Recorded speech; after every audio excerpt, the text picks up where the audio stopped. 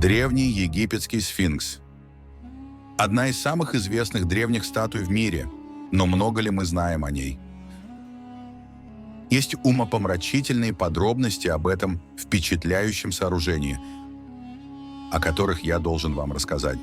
Туннели и камеры, якобы найденные под сфинксом, обладают такой таинственностью, что если эти истории правдивы, величайшие секреты человечества, возможно, были спрятаны в тайной комнате под сфинксом тысячи лет назад.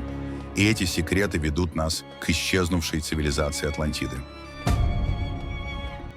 Что же на самом деле представляет собой эта статуя, которая вот уже несколько веков продолжает очаровывать ученых, исследователей и искателей приключений? Какая информация позволяет нам предположить, что под сфинксом может находиться гробница пророка Идриса?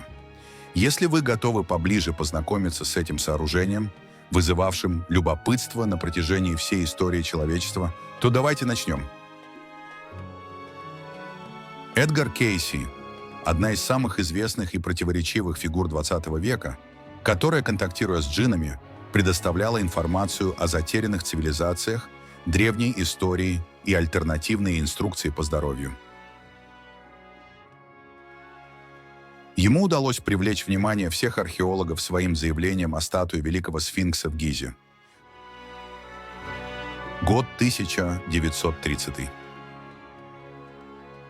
В новой попытке астрального путешествия он заявил, что его душа покинула тело и посетила гигантскую статую Сфинкса, лежащую в тени египетских пирамид за тысячи километров от него. Что еще более удивительно, Кейси, находившийся в трансе, заявил, что видел туннель, уходящий под землю из лап этой гигантской статуи. Он заявил, что, войдя в туннель, попал в комнату под сфинксом, которая была скрыта от человечества на протяжении тысяч лет.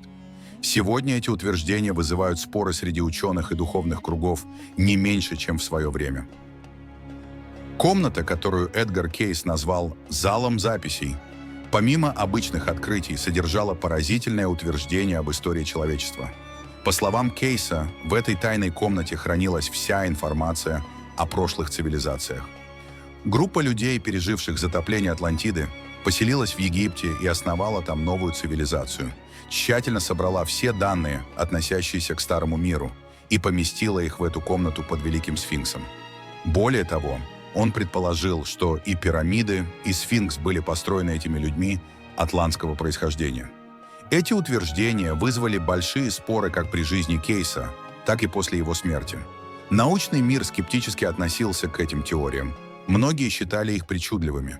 Однако Кейс до самой своей смерти в 1945 году поддерживал эти утверждения и говорил, что это таинственное место будет найдено в то время, которое станет поворотным пунктом для человечества. Через 43 года после смерти Кейса, в 1989 году, японские ученые заявили, что обнаружили туннели и камеры под сфинксом. Это событие возродило интерес к предсказаниям Кейса и вызвало новые споры о достоверности его теорий. Теперь, прежде чем перейти к рассказу об этих туннелях и тайных камерах, давайте поближе познакомимся с Великим Сфинксом из Гизы.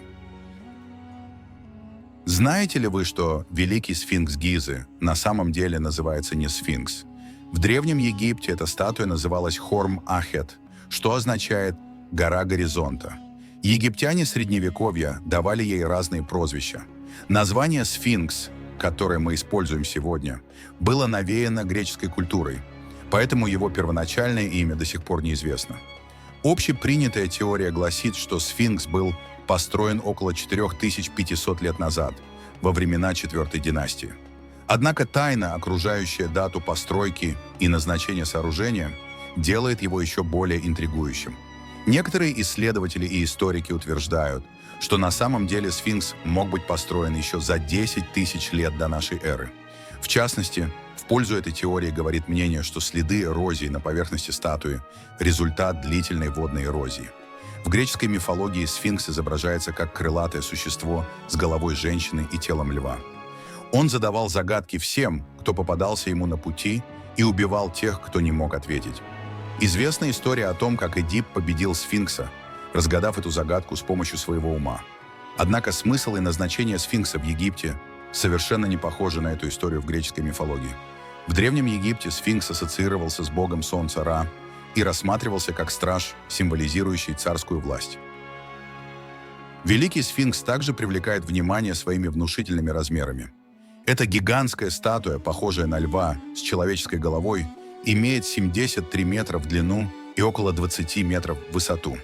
Такие размеры и загадочное прошлое сделали ее центром внимания археологов и историков. Однако до сих пор нет точных сведений о том, в какой период он был построен и какова была техника его возведения. Сфинкс, каким мы видим его сегодня, когда-то был погребен под песками.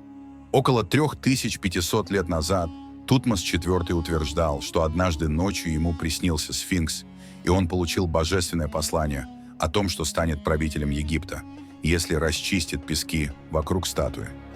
Приняв этот сон за знак, Тутмос вытащил сфинкса из-под песков, отремонтировал его и поставил рядом табличку. Однако после этого статуя снова была погребена под песками и оставалась в таком состоянии до XIX века.